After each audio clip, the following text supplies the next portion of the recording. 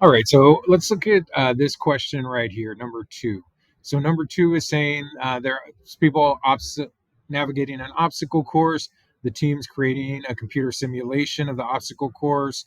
Jen and her friends decide to include a curved pit, which is just like a hole in their obstacle course, and they want to experiment with the equation. So this is the equation: y equals x to the second power, to see how adding and multiplying values to the function will affect the parabola. All right, so we're going to use this graphing tool right here. You just go ahead and click that, and it will open up this. And here's that y equals x to the second power, right, that they're talking about right here. So y equals x to the second power, right? So we're going to look at all the possibilities from that. But this is what the question is asking you. The team first experiments with changing the position of the curved pit in the computer program. The vertex begins on the origin, and the curve is modeled by this equation again. So we're going to use this, right?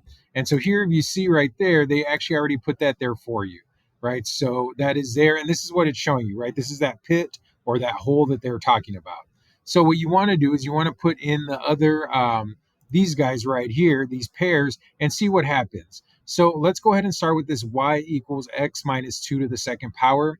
And I tried copying and pasting it, but don't do that because it didn't work. So I'm just going to put it in manually. So you just come right here, you click on this right here, square root, and then just go ahead and erase that because again, it was giving me problems when I just left that there. So y equals parentheses x minus 2 and close parentheses. And then right here is where you put the exponent, right? So click on that, the superscript where the exponent is, and it was to the second power, right? So, and again, we got that from right here, y equals x minus 2 to the second power.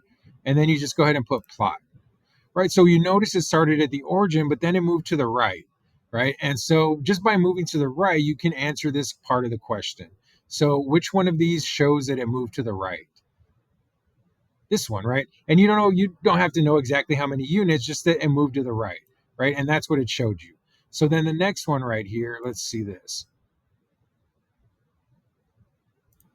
And this one is y equals x to the second power minus 2. So you just go here, back to this, y